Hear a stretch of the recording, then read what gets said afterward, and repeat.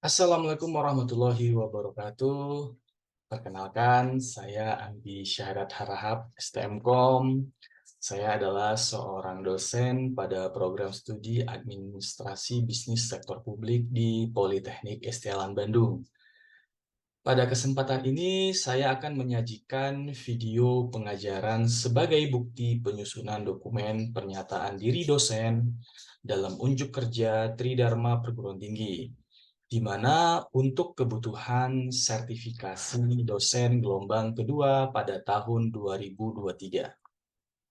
Selama 4 tahun menjadi dosen di Politeknik Islam Bandung, saya telah mengampu beberapa mata kuliah seperti Office Applications, Sistem Informasi Manajemen, Digital Business, Komputer 1, Komputer 2, serta praktik komputer, multimedia, dan e-gov. Kali ini saya akan menjelaskan rencana pembelajaran semester mata kuliah Office Applications dengan kode mata kuliah MKB 12022, di mana pada mata kuliah ini saya diberi kesempatan sebagai koordinator mata kuliah.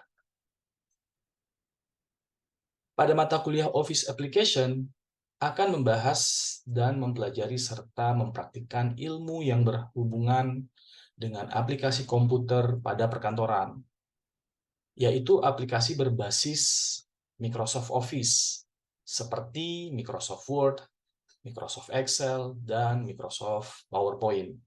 Dari materi yang diajarkan, mahasiswa diharapkan mampu mengoperasionalkan serta menciptakan suatu aplikasi perkantoran bagi berbagai sektor bisnis.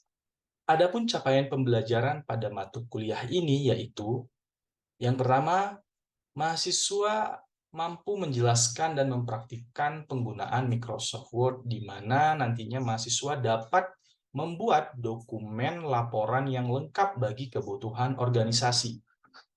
Kemudian yang kedua, mahasiswa mampu menjelaskan dan mempraktikkan penggunaan fitur-fitur dasar Microsoft Excel serta menggunakan formula dasar dalam Microsoft Excel, di mana nantinya mahasiswa diharapkan dapat menggunakan Excel untuk kebutuhan bisnis sederhana.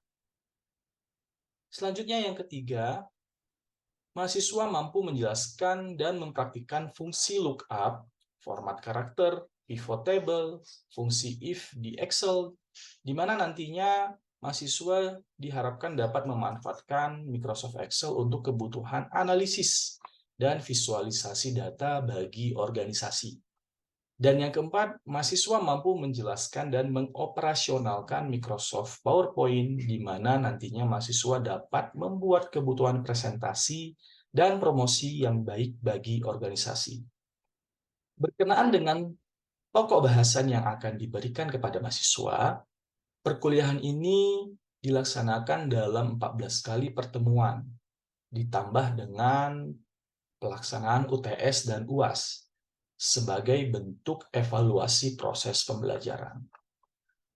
Pada pokok bahasan diberikan sesuai berdasarkan capaian pembelajaran mata kuliah. Pada pertemuan pertama, mahasiswa diharapkan dapat memformat dokumen menggunakan Microsoft Word. Kemudian pada pertemuan kedua, mahasiswa diharapkan dapat membuat penomoran, judul atau heading, daftar isi, daftar tabel, dan daftar gambar otomatis pada suatu dokumen yang telah dibuat sebelumnya. Kemudian pada pertemuan ketiga, mahasiswa diharapkan dapat menyisipkan tabel dan rumus pada dokumen. Kemudian pada pertemuan 4, mahasiswa dapat menyisipkan clip art, smart art, dan grafik pada dokumen. Selanjutnya, pada pertemuan kelima, mahasiswa dapat membuat surat secara massal menggunakan mail merge dan membuat daftar pustaka otomatis pada dokumen. Selanjutnya di pertemuan ke-6, mahasiswa masuk membahas tentang Microsoft Excel. Nah, pada pertemuan 6 ini, mahasiswa diharapkan dapat menggunakan rumus atau formula pada fungsi statistik menggunakan Microsoft Excel. Nah, dilanjutkan dengan pertemuan ke-7, mahasiswa dapat memanfaatkan fungsi absolut dan semi absolut pada rumus serta fungsi lanjutannya. Nah, setelah UTS, mahasiswa masih melanjutkan materi terkait Microsoft Excel, di mana lebih mendalam. Di pertemuan 8 dan pertemuan 9, mahasiswa diharapkan dapat memanfaatkan fungsi if pada pengambilan keputusan. If yang tunggal dan if yang bertingkat. Kemudian pada pertemuan 10, mahasiswa dapat menggunakan fungsi VLOOKUP dan HLOOKUP dalam pencarian data. Pada pertemuan 11, mahasiswa dapat menggunakan fungsi mid, right, left, and, or, dan concat untuk kebutuhan teks. Nah, lalu pada pertemuan ke-12, mahasiswa diharapkan mampu menggunakan pivot table dan pivot chart dalam menganalisis data serta memvisualisasikan data. Nah, pada pertemuan ke-13, mahasiswa akan mempelajari tentang Microsoft PowerPoint, di mana mahasiswa diharapkan mampu mengenal fitur dan desain dasar PowerPoint. Dan di pertemuan ke-14, mahasiswa dapat menggunakan transisi dan animasi untuk kebutuhan promosi. Nah, dari seluruh pertemuan yang ada, nantinya mahasiswa di akhir perkuliahan ini, mahasiswa mampu melakukan penerapan aplikasi perkantoran khususnya Microsoft Office dalam kehidupan organisasi dan bisnis saat ini. Sebagai bahan referensi, saya memberikan buku terkait Microsoft Office 365, baik buku dari lokal maupun terbitan dari luar. Bahan referensi yang pertama adalah buku Belajar Sendiri Microsoft Office 2019 dan Microsoft Office 365 oleh Jubile Enterprise di tahun 2019, penerbit Alex Media Komputindo. Nah, kemudian referensi yang kedua adalah buku Lancar Menggunakan Microsoft Windows 10 dan Microsoft Office 2019, di mana ditulis oleh Jubile Enterprise juga dan diterbitkan oleh Alex Media Komputindo. Nah, bahan referensi yang ketiga yaitu buku belajar Microsoft Office, Word, Excel, PowerPoint 2019 dengan mudah dan menyenangkan oleh Johnny Rogers Swanda Pasaribu, penerbit di Publish. Nah, untuk kebutuhan Excel yang lebih advance, saya memberikan buku Microsoft Excel Data Analysis dan Business Modeling, Office 2021, dan Microsoft 365. Di mana buku ini buku edisi ke-7, ciptaan dari Wayne Whiston tahun 2022, penerbit Pearson Education. Nah, selain itu saya juga memberikan suatu bahan ajar yaitu modul praktikum Office Application, di mana nantinya mahasiswa dapat mempraktikkannya secara mandiri di kelas. Nah, selain itu juga saya memberikan kesempatan pada mahasiswa untuk mendapatkan sumber referensi dari media video online seperti YouTube agar memperkaya wawasan dan skill terkait Microsoft Office. Metode pembelajaran yang akan diberikan kepada mahasiswa yaitu interactive learning, student-centered learning, problem-based learning, serta adanya tugas praktikum dan ujian tengah semester, serta ujian akhir semester. Dalam pembobotan nilai, saya membagi ke dalam 5 aspek penilaian, yaitu 25% untuk UTS, 25% juga untuk UAS, kemudian 20% untuk tugas, 20% untuk praktikum, serta 10% untuk kehadiran dan keaktifan dari mahasiswa. Adapun kriteria penilaian akhir dari proses pembelajaran mata kuliah ini mengikuti pedoman pelaksanaan perkuliahan yang ada di Politeknik STLN Bandung, yaitu apabila dari mahasiswa lebih dari 89, maka huruf mutu yang akan diberikan adalah A. Kemudian, apabila mendapatkan nilai akhir rentan antara 85 hingga 89, maka mahasiswa mendapatkan huruf mutu A-. Seterusnya hingga apabila mahasiswa mendapatkan nilai akhir lebih kecil dari 50, maka mahasiswa tersebut mendapatkan nilai huruf mutu E. Selanjutnya saya akan menayangkan video pengajaran saya pada mata kuliah yang saya ampu pada semester 5, yaitu mata kuliah Office Application. Selamat menyaksikan. Ya, Bapak Ibu, Assalamualaikum warahmatullahi wabarakatuh. Waalaikumsalam warahmatullahi wabarakatuh. Sehat ya, Bapak Ibu. Ibu-ibu nih. Masih semangat ya? Walaupun baru beres kerja ya kan? Yes. Kita hari ini bakalan melanjutkan perkuliahan kita Office Application di pertemuan ketiga ya. Ini pertemuan ketiga. Sebelumnya kita udah bahas sebagai di pertemuan pertama udah bahas terkait memformat dokumen ya kan. Di pertemuan kedua kita bahas tentang apa namanya membuat daftar isi gitu kan. Kemudian bagaimana daftar isi dengan cara mudah, dengan cara yang susah. Sudah kan semuanya kan? Nah, di pertemuan ketiga ini kita bahas tentang bagaimana membuat daftar gambar, daftar tabel. Nah, nanti sebelum membuat daftar gambar, saya menyisipkan bagaimana memperlakukan gambar dengan baik. Nah, ini yang sering nih mahasiswa bikin dokumen, terus gambarnya itu kadang-kadang ngacok gitu kan. Yang letaknya di mana, terus diedit susah gitu dan segala macam. Nah, nanti bakalan kita buat cover juga. Nah, kemudian bagaimana kita membuat apa namanya konten itu jadi nanti ada headingnya ada gambarnya. Halaman genap sama halaman ganjil dia beda nanti headingnya kayak gitu ya. Siap ya? Sudah dibuka Ibu komputernya sudah? Nah, boleh buka dokumen yang sebelumnya tuh, yang sebelum kita membuat daftar isi. Ada ya? Nah, sekarang kita lanjut ke modul yang selanjutnya. Teman-teman boleh membuka modulnya. Silahkan teman-teman. Saya share screen langsung ya. Daftar gambar otomatis sudah belum? Belum ya kayaknya ya. Belum ya? Oke.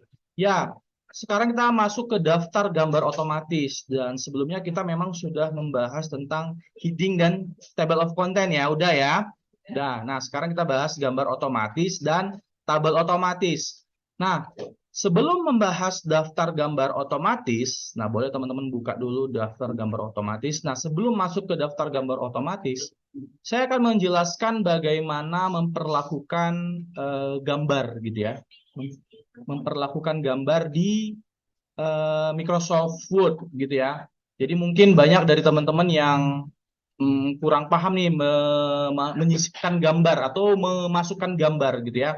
Boleh teman-teman dibuka dokumen yang sebelumnya karena nanti kita bakal meneruskan terkait daftar gambar otomatis dan daftar tabel ini ya. Oke, sudah dibuka dokumen yang sebelumnya di minggu lalu? Boleh dipersiapkan dulu teman-teman. Nah, kita akan menyisipkan gambar ke dalam dokumen kita teman-teman. Nah, ya. Nah, tidak hanya menyisipkan gambar, nanti kita juga menyisipkan cover juga ya, gambar untuk kebutuhan cover dan gambar untuk kebutuhan heading teman-teman ya, heading. Oke. Sudah dipersiapkan? Sudah. Oke. Boleh buka bab 1 mungkin ya, karena ada bab 1 ya. Oke, ada ya. Nah, kalau ada file sebelumnya teman-teman, kalau nggak ada boleh dokumen kosong juga nggak masalah. Tetapi lebih baik dokumen yang sudah ada kemarin, ataupun kalau di situ ada terlihat di dokumen teman-teman ada punya yang orang lain, boleh silahkan membuka ya, nggak masalah. Biasanya ada juga di dokumen atau di download ya. Oke, sudah? Sudah ya. Oke, misalnya kita memasukkan sebuah gambar, teman-teman ya. Saya memasukkan sebuah gambar. Misalnya gambar itu saya letakkan di latar belakang, ya, di latar belakang. Oke, sebelum masukkan gambar, nah, Ya, alangkah lebih baiknya kita masukkan dulu paragrafnya agar lebih baik gitu teman-teman ya. Sampai sini ada yang kewalahan, kendala? Belum ya, aman ya? Oke. Teman-teman boleh menyisipkan paragraf dari manapun yang ada di modul. Misalnya saya menyisipkan yang mana ya? Paragrafnya terserah yang mana aja. Nah, yang ini juga boleh terserah teman-teman ya. Copy paste aja. Nah, paragraf itu terdiri dari beberapa kalimat ya. Nah, yang ini juga boleh. Yang di halaman 19 juga boleh teman-teman ya. Teman-teman boleh menggunakannya. Nah, ini saya copy misalnya ya. Jadi paragrafnya saya copy dulu. Saya masukkan ke dalam bab 1. Nah, copy. Lalu teman-teman paste ke dalam latar belakang. Paste aja teman-teman. Nah, paste. Nah, oke. Oke, bisa? Bisa ya. Teman-teman udah copy paste. Nah, sebelumnya kan sudah memformat kan teman-teman ya. Teman-teman boleh ganti ke dalam Times Roman fontnya ini, ya kan? Fontnya ke dalam Times Roman. Ke bentuk huruf Times Roman. Lalu apa yang kurang lagi dari sini? Rata kiri, rata kanan, gitu kan ya? Nah, gitu. Oke, teman-teman mau kasih indentasi atau first line indent gitu ya. First line indent boleh. Teman-teman biasanya menggunakan apa? Tab gitu ya. Nah, boleh teman-teman ya. Nah, tetapi kalau di Politeknik Sialan Bandung biasanya tidak menggunakan tab gitu ya. Jadi sejajar dengan nomor gitu ya, nomor subbab. Nah, skripsi kayak gitu biasanya tuh. Di Sialan Bandung dia tidak menjorok ke dalam. Oke. Sekarang kita masukkan gambar, teman-teman. Sudah masukkan paragraf sudah? Aman ya? Aman. Oke. Aman. Oke, kemudian teman-teman masukkan gambar seperti apa? Nah, ini ada tombol insert. Ada tombol insert. Sudah. Lalu pilih pictures. Mungkin teman-teman dari beberapa teman-teman sudah paham ya, sudah mengerti tuh ya, sudah tahu bahkan. Nah, lalu pilih this device ataupun kalau ada gambarnya di this device. Ataupun pilih online pictures. Nah, saya pilihnya dari online pictures teman-teman nih gambarnya nih. Nah, boleh buka yang online pictures misalnya. Oh ya, ditutup lagi, terus dibuka lagi. Sign in-nya lisensinya ada kan? Pakai akun kamu, bukan? Iya. Ditutup lagi baru dibuka lagi Word-nya gitu ya. Ya, ada yang mau bertanya? Silakan teman-teman, nggak apa-apa kok. Mau bertanya langsung dari HP juga bisa, boleh dari nggak masalah. Oke. Nah, saya ambil yang dari online picture, teman-teman. Online pictures. Gitu tuh. Nah, saya pilih pesawat lah misalnya ya. Saya pilih pesawat. Teman-teman boleh langsung mempraktikkan teman-teman ya. Saya pilih pesawat yang besar ini nih misalnya gitu. Klik aja, klik. Terus insert. Nah, boleh. Caranya dari online. Jadi Microsoft Word ini menyediakan gambar yang online juga teman-teman ya. Kalau teman-teman cari apapun bisa tuh. Dia ngambilnya dari mesin pencari Microsoft. Tahu mesin pencari Microsoft? Ada yang tahu? Namanya apa? Bing. Nah, Bing ya, Bing. Nah, dia ngambilnya dari Bing. Insert. Nah, udah gambarnya seperti ini, udah. Nah, kemudian kalau teman-teman ngambil dari online, itu pasti ada tuh alt text gitu ya, alert. Katanya ini ada apa namanya caption lah kayak gitulah, saya bilangnya alt. Jadi approve aja, approve. Gambarnya ini approve aja nih. Kalau ada gambar. Oke? Sudah? Sudah teman-teman? Aman ya? Oke, saya kecilkan gambarnya. Nah, kemudian biasanya kita gambarnya itu ada di tengah ya kan? Nah, kalau gambar di tengah ya tinggal rata tengah aja. Ada kendala sampai sini teman-teman? Apanya? Oh, cari gambar yang lain. Kalau error cari gambar yang lain. Nah,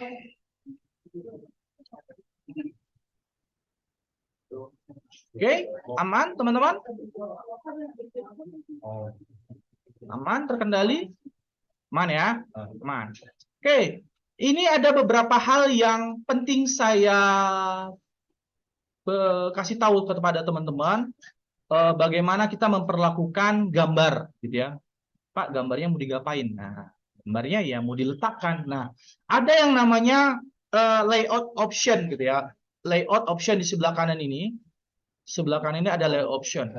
Nah, kalau dalam suatu paragraf, layout option-nya itu lebih baik teman-teman menggunakan yang ini, yang inline with text. Karena gambarnya ada di dalam baris, kayak gitu ya, dalam baris. Karena bisa saja kita gambarnya itu kita pindahkan ini, kok kita geser, nah ibaratnya seperti kursor dia nih. Ini saya tahan gitu ya, seperti pointer gitu ya. Jadi saya bisa letakkan di sini gitu ya. Nah, tetapi dia, nah kalau kita lihat tuh gambarnya ada di dalam baris tuh, tuh kan, paham ya? Di sini ya. Nah, ataupun kita bisa menggunakan yang apa namanya ini? Square. Square berarti dia memotong paragraf tersebut. Nah, membentuk square dia. Nah, seperti ini. Ini dia bisa seperti ini gitu ya. Nah, square. Oke. Oke, kemudian teman-teman bisa langsung coba teman-teman ya. Kemudian ada yang namanya type. Type itu jadi dia menyesuaikan dengan bentuk gambar. Kalau gambarnya bentuknya segitiga, ya berarti paragrafnya kayak kepotongnya segitiga. Ini kebetulan gambarnya kotak, jadi atau persegi. Jadi paragrafnya kepotong seperti persegi. Sama seperti yang ini nih, throughout ini ya. Nah, ataupun misalnya top and bottom gitu ya. Nah, top and bottom dia memotong antara baris gitu ya, top and bottom ini ya.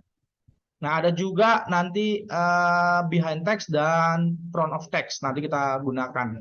Bukan untuk di dalam, tapi bukan untuk di dalam paragraf.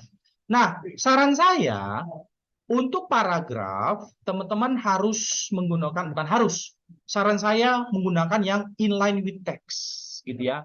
Kenapa inline with text? Karena dia berada di suatu baris. Sehingga apabila kita menambahkan paragraf baru, dia tidak akan lari kemana-mana gitu ya. Oke, misalnya saya menambahkan paragraf di bawahnya ini, saya copy paste. Nah, ini tinggal enter aja pada gambarnya, paste gitu misalnya. Oke. Sudah? Aman? Aman ya? Belum, boleh. Ada mau bertanya? Silakan. Sudah aman? Nah, coba teman-teman memasukkan gambar di apa namanya, di halaman berikutnya boleh, atau di bab 2 juga boleh, teman-teman. Bab 2 lah, misalnya saya masukkan gambar yang lain di bab 2 misalnya. Sama, insert pictures, mau ambil dari online boleh, teman-teman ya.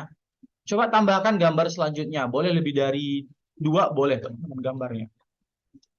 Karena nanti kita akan membuat gambar tabel, daftar gambar gitu ya. Saya ngambil gambar yang mana, yang ini jadi yang ada senja-senjanya gitu kan. Soalnya anak senja ya kan. Wah. Nah, ya kan, anak senja. Ini proof aja teman-teman ya. Kalau muncul alt text ini muncul proof aja. Nah, ini di close sebelah kanan.